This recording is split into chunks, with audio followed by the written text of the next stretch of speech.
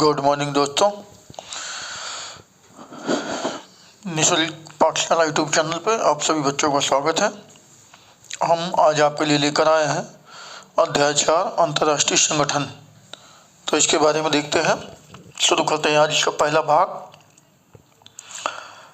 इस अध्याय को शुरू करते हैं, देखते हैं क्या कह रहा है अंतर्राष्ट्रीय संगठन में।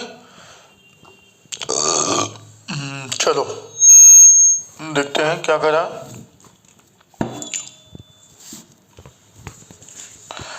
अंतर्राष्ट्रीय संगठन, इसमें देखते हैं क्या कहता है, परिचय पढ़ लेते हैं क्या है। इस अध्याय में हम सोवियत संघ के बिखरने के बाद अंतर्राष्ट्रीय संगठनों की भूमिका के बारे में पढ़ेंगे। यानी कि इस चैप्टर में हमको वो जानना है, जब सोवियत संघ का विघटन 1991 में हुआ था, उसके बाद के बारे में हमको जानकारी करनी है, पढ़ना है। ठीक है, आगे क्या कह रहा है कि देखते हैं क्या कह रहा है। देखेंगे कि एक उभरते हुए विश्व में नई चुनौतियों का सामना करने के लिए अंतर्राष्ट्रीय संगठनों के पुनर्निर्माण की बातें हो रही थी। कहने का मतलब सोवियत संघ विघटन हो गया, समाप्त हो गया 1991 में। उसके बाद नई चुनौतियां जो थी उनसे निपटने के लिए अहम भूमिका कौन निभा रहा है। ठीक है, आगे तो कहने का मतलब क्या देख रहे हैं। फिर कह रहा है इन चुनौतियों में एक थी अमेरिका की शक्ति का बढ़ना। जिन चुनौतियों का सामना करना था उसमें सबसे बड़ी चुनौती क्या थी कि अमेरिका की शक्ति बढ़ रही थी। ठीक है, अमेरिका शक्तिशाली बन के उभर रहा था भाई। सुधार की प्रक्रियाओं और उनकी कठिनाइयों की एक मिसाल संयुक्त राष्ट्र संघ की सुरक्षा परिषद में होने वाले बदलाव है। एक बदलाव की बात कही गई थी, सुधार की जो बात की गई इसमें कठिनाई का जो एक सामना था वो क्या था, संयुक्त राष्ट्र संघ की सुरक्षा परिषद में होने वाले बदलाव। जो संयुक्त राष्ट्र संघ का सदस्य सुरक्षा परिषद है उसमें जो होने वाला बदलाव था वो मुख्य समस्या है। और क्या देख रहे हैं, संयुक्त राष्ट्र संघ से भारत का जुड़ाव और सुरक्षा परिषद के सुधारों को लेकर उसका विशेष दृष्टिकोण अपने आप में जानकारी का एक अहम विषय है। इस अध्याय का अंत इस सवाल से किया गया है कि क्या संयुक्त राष्ट्र संघ ऐसे विषय में कोई भूमिका निभा सकता है जिसमें किसी एक महाशक्ति का दबदबा हो। इस अध्याय में महत्वपूर्ण भूमिका निभाने वाले कुछ अन्य अंतर्राष्ट्रीय संगठनों की चर्चा भी करेंगे। कहने का मतलब यह है कि क्या जो पूरे विश्व में एक शक्ति से उभर रही बन करके कौन, अमेरिका, तो क्या उस अमेरिका महाशक्ति को उभरने के बाद उसके में कोई हस्तक्षेप कर सकता है कि नहीं कर सकता, दबाव डाल सकता है नहीं उस पर कि वो अमेरिका मनमानी ना कर सके। ठीक है, चलो आगे और कौन कौन से संगठन है उनके बारे में भी बात करेंगे। ये इसका लोगो है, चिन्ह बना हुआ है संयुक्त राष्ट्र संघ का। ये सब विश्व के मानचित्र है। ये जैतून की पत्ती बनी हुई है,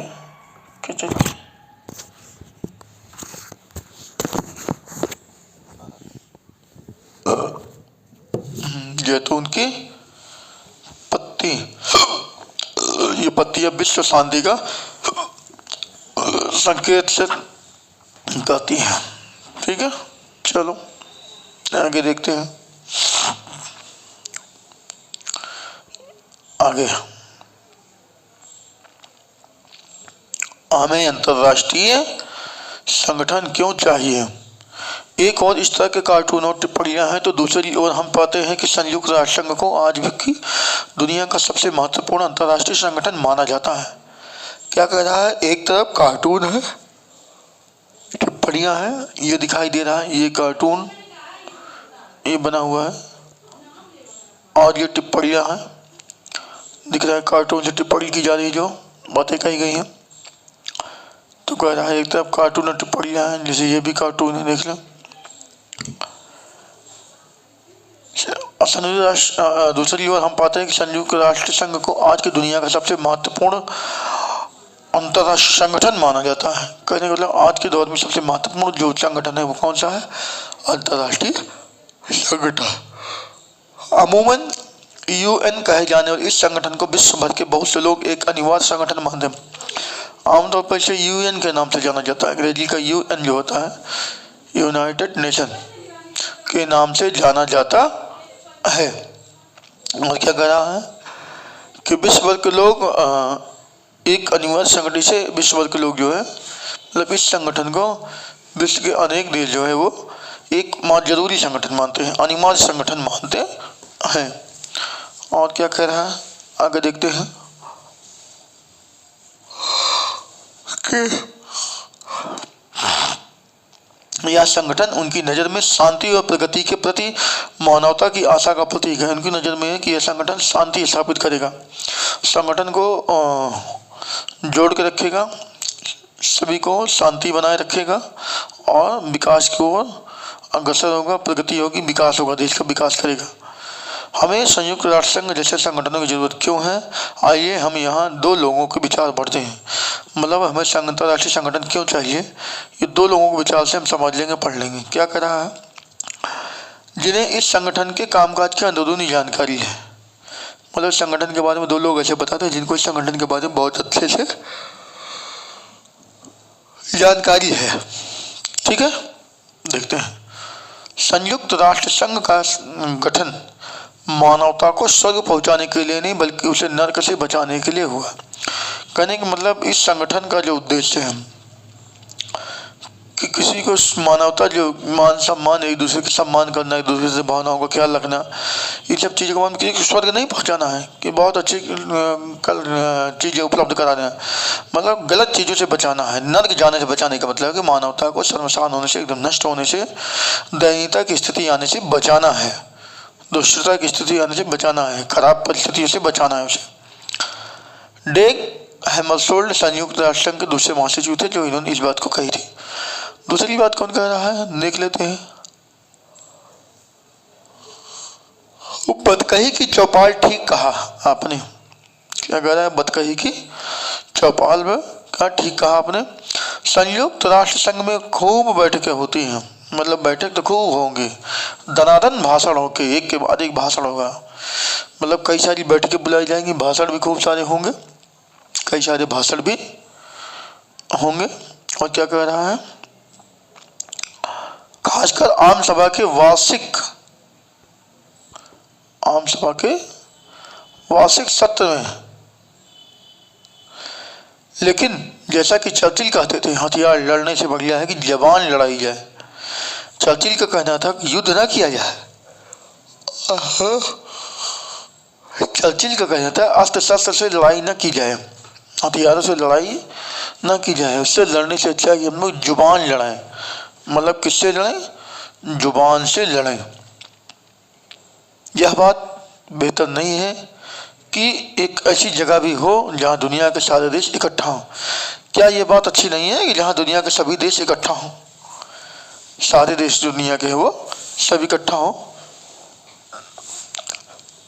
कभी कभार अपनी बातों से एक दूसरे का सर खाएं, मतलब कभी कभार अपनी बात रखें और अपनी बातों से अपने विचार को रखें, ठीक है ना, एक दूसरे को सोचने में मजबूर करें उन बातों को। और क्या है? बनिस्पत लड़ाई के मैदान में एक दूसरे का सर कलम करने के, बल्कि एक दूसरे का युद्ध में हत्या करने से, मर्डर करने से, सर कलम करने से अच्छा है कि इकट्ठा हों एक जगह और अपनी अपनी बातें रखें। कह रहा था शशि थरूर संयुक्त राष्ट्र संघ में सार्वजनिक सूचना और संचार पूर्व।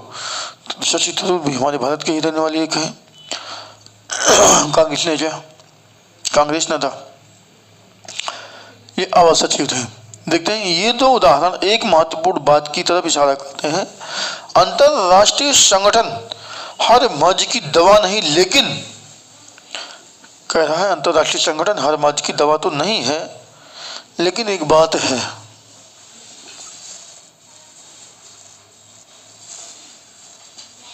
हर मर्ज की दवा कौन नहीं है?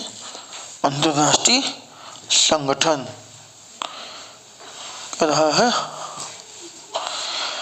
अंतरराष्ट्रीय संगठन हर मर्ज की दवा तो नहीं है, बात सही है, लेकिन महत्वपूर्ण जरूर है। कैसे? अंतर्राष्ट्रीय संगठन युद्ध और शांति के मामलों में मदद करते हैं। जो अंतर्राष्ट्रीय संगठन होता है, जो युद्ध वगैरह होता है तो उसमें मदद करता है, शांति स्थापित करने में मदद करता है ना, शांति समझौते करने में मदद करता है। वे देशों की सहायता करते हैं। क्या कह रहा है? वे देशों की सहायता करते हैं ताकि हम सब की बेहतर जीवन परिस्थितियां कायम हों। क्या कह रहा है? वे देशों की सहायता करते हैं। कैसे? और कह रहा है ताकि हम सब की बेहतर जीवन परिस्थितियां कायम हों। वो जो शांति व्यवस्था कायम रखने की कोशिश करते हैं पूरे देश में, तो लोगों में एक अच्छा माहौल होगा, जीवन यापन करने के लिए युद्ध लड़ाई झगड़े नहीं करने होंगे। ठीक है, अपने अपने व्यापार रोजगार कर सकते हैं, अपना अपना जीवन यापन कर सकते हैं खुशी खुशी आदमी। देशों के बीच मनमुटाव और झगड़े होते हैं, लेकिन इसका मतलब यह नहीं है कि अपने बैर विरोध के कारण एक दूसरे से युद्ध ठान लें। और एक चीज़ कह रहा है कि दो देशों के बीच मनमुटाव आपसी झगड़े तो होते रहते हैं, लेकिन इसका मतलब ये नहीं कि आपसी मनमुटाव है, झगड़े थोड़े से हो गए तो चलो तुरंत एक दूसरे पे युद्ध कर दो, है ना। युद्ध नहीं करना, ठीक है। इसकी जगह वे विभेद के मामलों पर बातचीत कर सकते हैं और उसका एक करें मतलब इन झगड़ों के आपसी विवाद के बातों को बातचीत के मामले से सुलझा सकते हैं बातचीत करके। और कर है उसका एक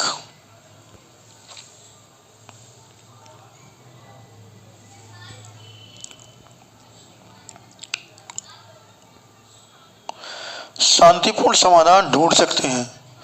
वस्तुतः अधिकांश झगड़ों और विभेदों का समाधान बिना युद्ध के ही किया जाता है। लगभग बहुत सारे जो मतभेद होते हैं, आपसी असहमति होती है, झगड़े होती हैं, उनको बिना युद्ध के सुलह समझौता करा लिया जाता है, शांत करवा दिया जाता है। लेकिन यह एक ऐसा तथ्य है जिस पर कम ध्यान जाता है। लेकिन यह एक ऐसी बात है इस पर लोगों का ध्यान कम जाता है। इस संदर्भ में अंतर्राष्ट्रीय संगठनों की भूमिका महत्वपूर्ण हो जाती है। मतलब ऐसे मामलों पर अंतर्राष्ट्रीय जो संगठन है उनकी भूमिका क्या हो जाती है? महत्वपूर्ण हो जाती है। अंतर्राष्ट्रीय संगठन कोई शक्तिशाली राज्य नहीं होता है जिसकी अपने सदस्यों पर धौंस चलती हो। मतलब कोई एक ऐसा संगठन नहीं अंतर्राष्ट्रीय जो अपने जो उसके सदस्य देश हैं सब उन पर अपनी धौंस जमाता हो, धमकियाँ देता हो, अपनी बातें ज़बरदस्ती मनवाता हो, नहीं मानोगे तो ऐसा कर देंगे वैसा कर देंगे, ये नियम लगाए वो नियम लगाए, ऐसा कुछ नहीं है। ठीक है।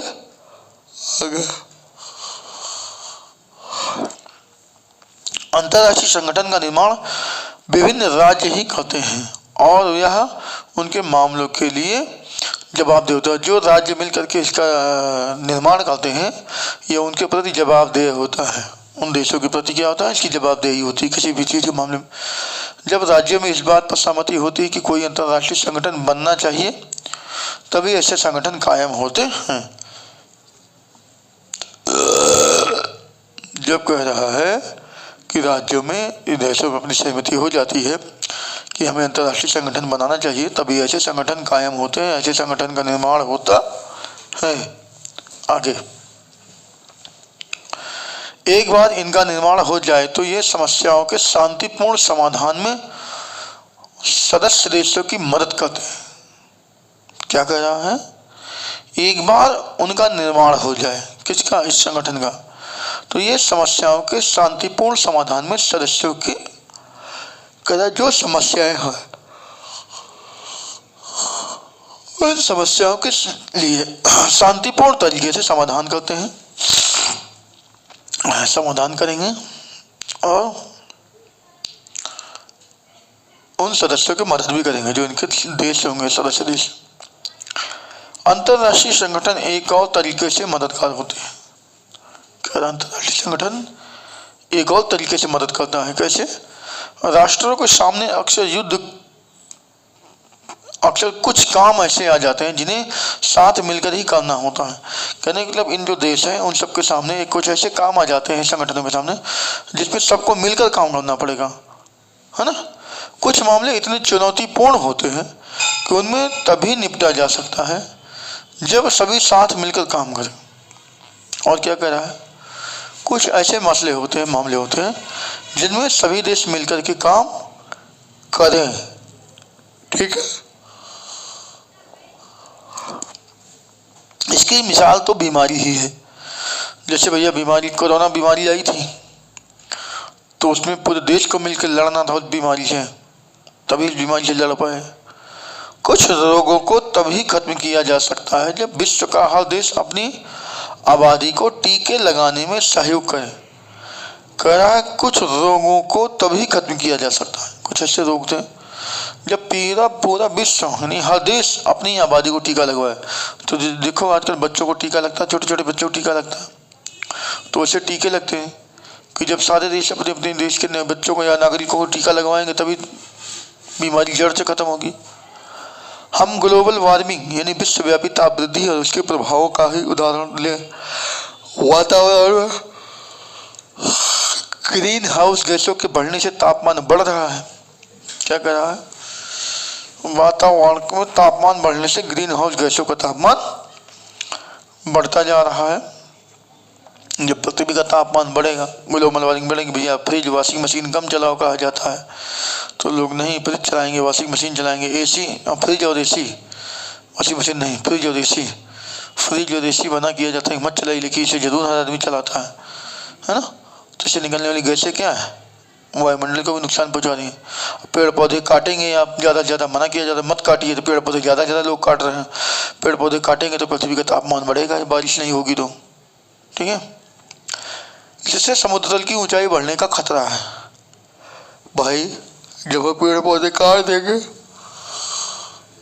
बारिश नहीं होगी, तापमान गर्म होगा। तापमान जब नीचे से गर्म होता है, पृथ्वी का तापमान गर्म होता है, पृथ्वी अंदर से ही गर्म है, जब धीरे धीरे नीचे से गर्म होगी, तापमान धरातल गर्म होगा तो नीचे से बर्फ पिघलना शुरू होगी।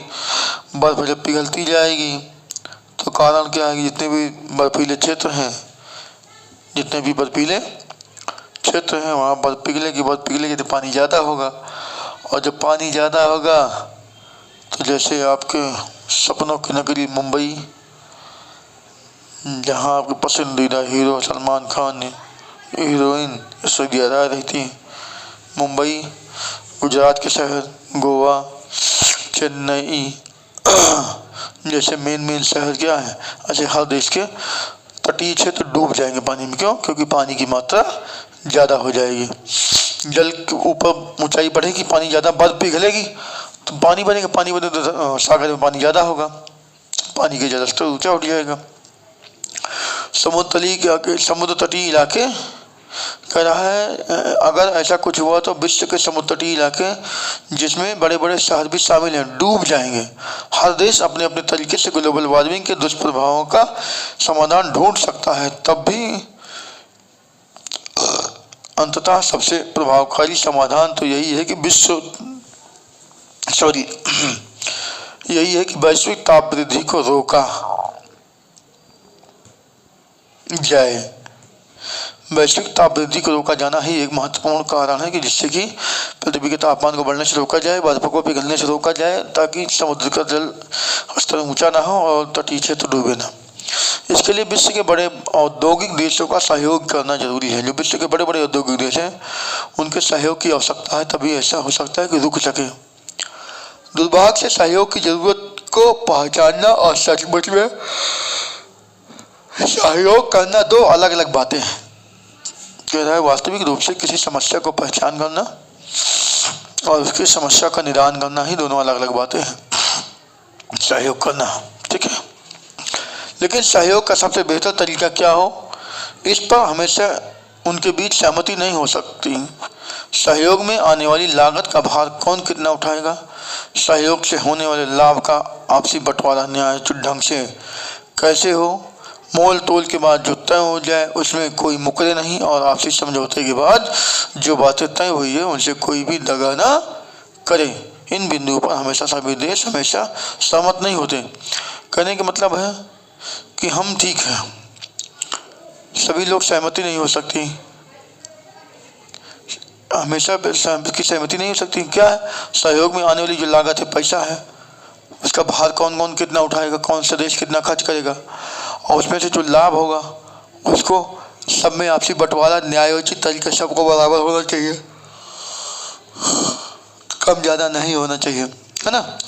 और फिर मोल तोल जो हो जाए कि कितना किसको खर्च करना है, किसको कितना लगाना है लागत।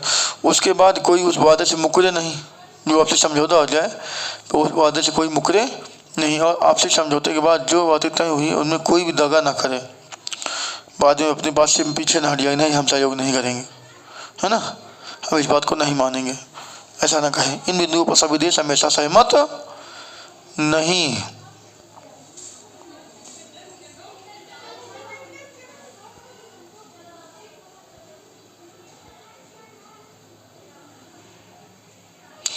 नहीं होते हैं। एक अंतर्राष्ट्रीय संगठन सहयोग करने के उपाय और सूचनाएं जुटाने में मदद कर सकता है। जो अंतर्राष्ट्रीय संगठन है वह उस समस्या का उपाय क्या है, उसके बाद सूचनाएं वगैरह इकट्ठा कर सकता है। ऐसा संगठन नियमों और नौकरशाही की एक रूपरेखा दे सकता है।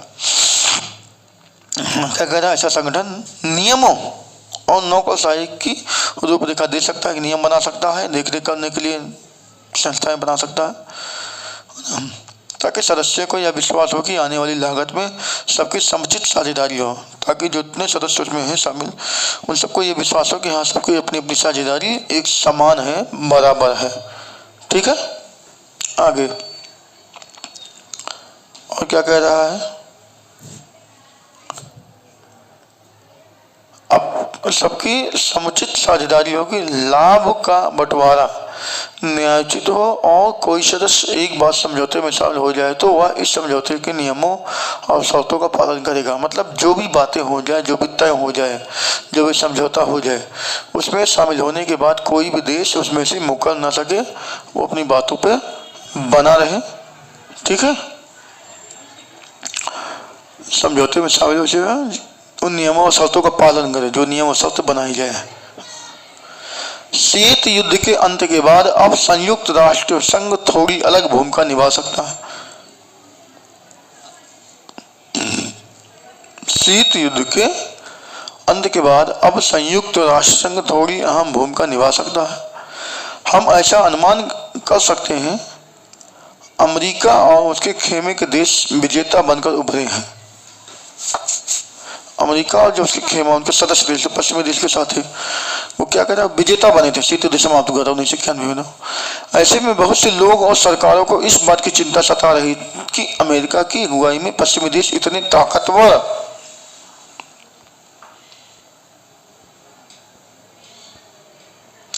हो जाएंगे कि उनकी इच्छाओं और आकांक्षाओं पर लगाम लगाना असंभव हो जाए। मतलब जब अमेरिका और उनके देश जो शामिल थे वो जीते थे, सोवियत संघ का विघटन हुआ था। उसके बाद कह रहा है कि कुछ देशों को जो थे उनको ये डर सता रहा था कि कहीं ऐसा ना कितना शक्तिशाली देश हो जाए अमेरिका, उसके देश, कि उनकी जो इच्छाएं हैं और उनकी जो मांग है, आकांक्षाएं, उम्मीद है, जो मांग है, उन पर रोक लगाना असंभव हो जाए। जैसे अभी देखो अमेरिका ने क्या किया, वेनेजुएला के राष्ट्रपति को उठा लिया, तो किया तो गलत। इन्हीं सब चीज़ों को डर सता रहा है उन लोगों को। ठीक है, क्या संयुक्त राष्ट्र संघ अमेरिका के साथ संवाद और चर्चा में मददगार हो सकता है? तो यही बात कर रहे हैं, क्या संयुक्त राष्ट्र संघ जो है वो अमेरिका के साथ बातचीत में अहम भूमिका निभा सकता है, कोई मध्यस्थता कर सकता है? क्या यह संगठन अमेरिका की सरकार की ताकत पर अंकुश लगा सकता है? यानी जो अमेरिका की सरकार है, क्या उस पर संगठन ताकत पर अंकुश लगा सकता है, रोकथाम लगा सकता है? इन सवालों के उत्तर अध्याय के अंत में खोजेंगे। संयुक्त राष्ट्र संघ का विकास। पहले विश्व युद्ध ने दुनिया को इस बात के लिए जगाया कि झगड़ों के निपटारे के लिए एक अंतर्राष्ट्रीय संगठन बनाने का प्रयास जरूर किया जाना चाहिए। क्या कह रहा है, पहले विश्व युद्ध ने दुनिया को इस बात के लिए जगाया कि झगड़ों के निपटारे के लिए एक अंतर्राष्ट्रीय संगठन बनाने का प्रयास जरूर है। पहला विश्व युद्ध कब हुआ था बच्चों? तो पहला विश्व युद्ध हुआ था 1914 से 1918। उसके बाद संगठन की भूमिका की जरूरत को एहसास दिलाया था। इसके परिणाम स्वरूप लीग ऑफ नेशन का जन्म हुआ। किसका जन्म हुआ? लीग ऑफ नेशन का जन्म हुआ। शुरुआती सफलताओं के बावजूद यह संगठन दूसरा विश्व युद्ध 1939 से 1945 न रोक सका। मतलब ये संगठन जो बनाया गया लीग ऑफ नेशन, इसने क्या किया कि शुरुआत में सफलता तो मिली लेकिन दूसरा विश्व युद्ध रोक नहीं पाया। पहले की तुलना में इस महायुद्ध में कहीं ज्यादा लोग मारे गए और घायल हुए। 1914 से 18 जो पहला युद्ध हुआ था उसमें जितने लोग मारे थे उससे ज्यादा लोग 1939 से 1945 में मारे गए। बहुत ज्यादा नुकसान हुआ, बहुत ज्यादा जनधन की हानियां हुई आगे, और बहुत से लोग घायल भी हो गए, मारे भी गए हो, घायल भी बहुत ज्यादा लोग हो गए।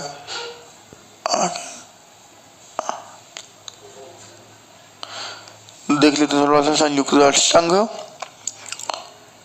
संरचना का प्रमुख अंग, सहायक निकाय, शिक्षा परिषद, शोध और प्रशिक्षण संस्थान, संबंध संगठन का क्रम के कोच क्या कर रहा है, सचिवालय, आम सभा, अंतर्राष्ट्रीय संगठन, सहायक निकाय, संबंध संगठन, मतलब आर्थिक और सामाजिक परिषद, न्याय परिषद, 1 2 3 4 5 6 सदस्य हैं अंतर्राष्ट्रीय संगठन सचिवालय, है ना। इनके बारे में आप लोग पढ़ लीजिएगा, देख लीजिएगा, ठीक है। आगे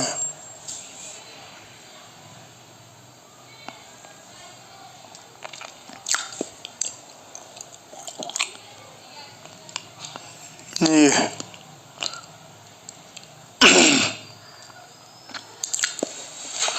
लीग ऑफ नेशन के उत्तराधिकारी के रूप में संयुक्त राष्ट्र संघ की स्थापना हुई। दूसरे लीग ऑफ नेशन के उत्तराधिकारी कौन बना? संयुक्त राष्ट्र संघ की स्थापना हो गई।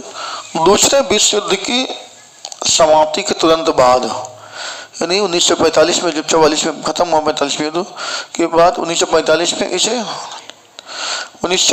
में इसे स्थापित किया गया। किसे? लीग ऑफ नेशन को 1945 में स्थापित किया गया।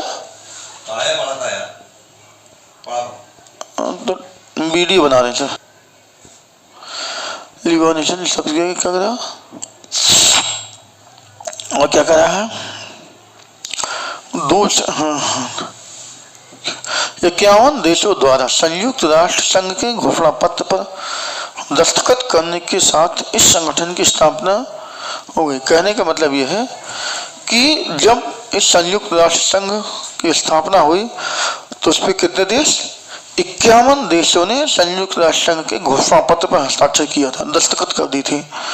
उसके बाद स्थापना की कि संयुक्त राष्ट्र संघ बनाया गया है। कब? 1945 में, ठीक है। 1945 में 51 देशों ने दस्तखत करके संयुक्त राष्ट्र संघ की स्थापना की थी। दो विश्व युद्ध के बीच लीग ऑफ नेशन जो नहीं कर पाया, करा 2 विश्व युद्ध के बाद। पहला विश्व युद्ध 1914 से 18 और दूसरा विश्व युद्ध 1939 से 1945 हुआ था। तो इन दोनों विश्व युद्ध में जो नहीं कर पाया लीग ऑफ नेशन, उसे कर दिखाने की कोशिश संयुक्त राष्ट्र ने की। उन कार्यों को संयुक्त राष्ट्र संघ करने की कोशिश किया कि हम करेंगे, ठीक है। संयुक्त राष्ट्र संघ का उद्देश्य है अंतर्राष्ट्रीय झगड़ों को रोकना। क्या करा? संयुक्त राष्ट्र संघ का उद्देश्य क्या है? अंतर्राष्ट्रीय झगड़ों को रोकना और राष्ट्रों के बीच सहयोग की राह दिखाना। कहने का मतलब इसका क्या काम है कि 2 देशों के बीच जो आया झगड़े हैं उनको शांत कराना और रोकना। जैसे अभी रूस और यूक्रेन के बीच में चल रहा है, तो फिलिस्तीन इजराइल के बीच चला जैसे, तो इन सबको रोकने की जो बात चली थी, ऐसे जो युद्ध हो रहे हैं उनको रोकने की बात कर रहा है कि उनको रोकता है, सहयोग भी करता है उनका हर तरीके से, शांति स्थापित करने का प्रयास भी करता है, ठीक है।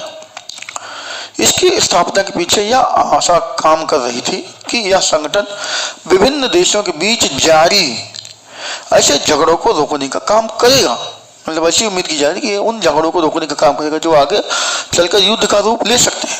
मतलब जो छोटे छोटे मनमुटाव हो धीरे धीरे बढ़ते एक दिन बड़ा मुद्दा बन जाए और कहीं युद्ध ना हो जाए, इससे ऐसे मुद्दों को शांत करने का, शांति स्थापित करने का प्रयास ये करेगा।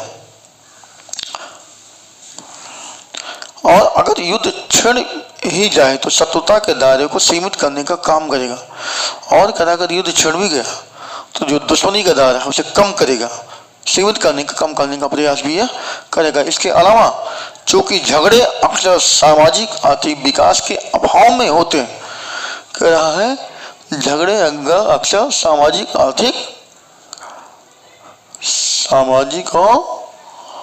आर्थिक अभाव में होते हैं। क्या कह रहा है? सामाजिक आर्थिक विकास के अभाव में, जहाँ समाज का विकास नहीं होगा, रोजगार के अवसर नहीं होंगे, संसाधन नहीं होगा, रोजगार का विकास नहीं होगा, आर्थिक विकास, पैसे की आमदनी कमाई नहीं, तो वहाँ ये सब विषम परिस्थितियाँ होती, युद्ध वगैरह होते हैं ज़्यादा। इसलिए संयुक्त राष्ट्र संघ की मंशा पूरे विश्व में सामाजिक आर्थिक विकास की संभावनाओं को बढ़ाने के लिए विभिन्न देशों को एक साथ लाने की है। संयुक्त राष्ट्र संघ का उद्देश्य है कि सारे देश एक साथ एक पटल पे आए, एक पटल पे पूरे देश को लाना है, ताकि जिनका विकास हुआ है उनका भी, जिनका नहीं हुआ उनका, सबका विकास हो, विकास की ओर अग्रसर हो, एक गति से चले सब लोग, सुविधाओं से वंचित ना हो लोग, सुविधाओं से लैस हो सब लोग, सबको सुविधा संपन्न हो। 2011 तक संयुक्त राष्ट्र संघ के सदस्य देशों की संख्या 193 थी। 2011 तक क्या कर रहा है? संयुक्त राष्ट्र संघ के सदस्य देशों की संख्या कितनी थी? 193। इसमें लगभग सभी स्वतंत्र देश शामिल हैं। कितने? सभी स्वतंत्र देश शामिल है, जो आजाद देश है सभी इसमें शामिल है। किसमें? संयुक्त राष्ट्र संघ में। संयुक्त राष्ट्र संघ की आम सभा में हर एक सदस्य को एक वोट हासिल है, मतलब जो भी इसके सदस्य देश हैं उनको एक वोट का अधिकार है। उनके नाम है अमेरिका। सॉरी, इस सुरक्षा परिषद में 5 संयुक्त राष्ट्र संघ की आम सभा में हर एक सदस्य को एक वोट का हासिल है। इसकी सुरक्षा परिषद में 5 स्थायी सदस्य हैं। संयुक्त राष्ट्र संघ की जो सुरक्षा परिषद इकाई है उसमें 5 सदस्य देश हैं। कौन कौन से? अमेरिका, रूस, ब्रिटेन, फ्रांस और चीन। ये 5 है, अमेरिका, रूस, चीन, ब्रिटेन, फ्रांस। अमेरिका, रूस, ब्रिटेन, फ्रांस और चीन। एक उत्तरी अमेरिका महाद्वीप का देश है अमेरिका जो है, दूसरा एशिया का चीन है, बाकी रूस, ब्रिटेन, फ्रांस, तीनों यूरोप महाद्वीप के हिस्से हैं। ठीक है। दूसरे विश्व युद्ध के तुरंत बाद के समय में देश सबसे ज्यादा ताकतवर थे। क्या कह रहा है? दूसरे विश्व युद्ध के तुरंत बाद के समय में ये देश सबसे ज्यादा ताकतवर थे, जो 5 देश हैं, रूस, चीन, फ्रांस, ब्रिटेन, अमेरिका, ये। और इस युद्ध के विजेता भी रहे, और उस युद्ध के ये विजेता देश शामिल थे। इसलिए इन्हें स्थायी सदस्य के रूप में चुना गया। इसी के आधार पर इनको स्थायी सदस्य चुन लिया गया। संयुक्त राष्ट्र संघ का सबसे अधिक दिखने वाला सार्वजनिक चेहरा और उसका प्रधान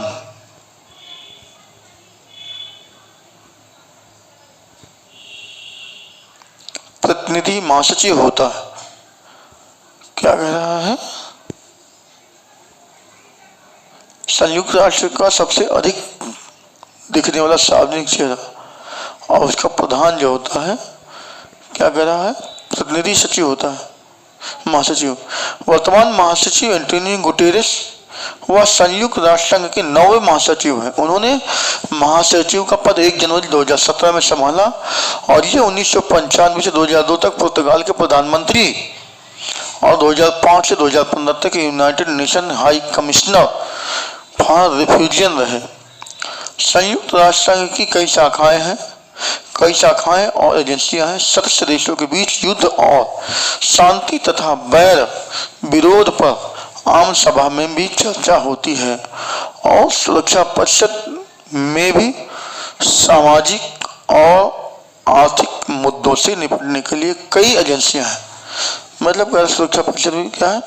आम सभा में भी चर्चा होती है, सुरक्षा परिषद में भी चर्चा होती है किसी मुद्दे को लेकर के। आपसी असहमति, वैर विरोध की जो बातें उन पर। और क्या कह रहा है?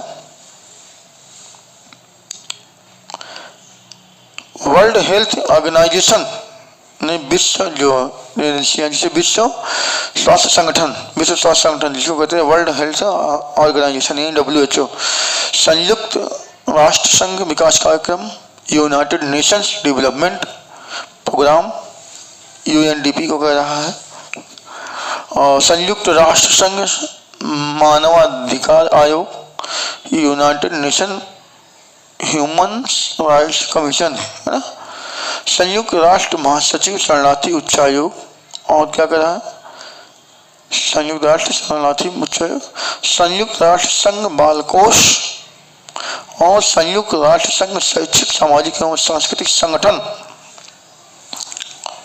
शामिल हैं। ठीक है, तो आज तक यही है बच्चों। कल हम इसका दूसरा भाग लेके आएंगे, कल दूसरे भाग में ख़त्म कर देंगे इस चैप्टर को। तो हम लोग जो है कल पढ़ेंगे इसका दूसरा भाग। तो आज यहीं तक बस यही कहेंगे, आप लोग हमारे चैनल को शेयर कीजिए, सब्सक्राइब कीजिए, लाइक कीजिए और कमेंट कीजिए। शेयर कीजिए, सबसे ज़्यादा लाइक भी कीजिए, कमेंट कीजिए और सब्सक्राइब भी कीजिए भाई। ठीक है, तो आज तक के लिए इतना ही। कल फिर लेके मिलेंगे अगला वीडियो इसका दूसरा भाग जो कल ख़त्म कर देंगे। तब तक के लिए धन्यवाद।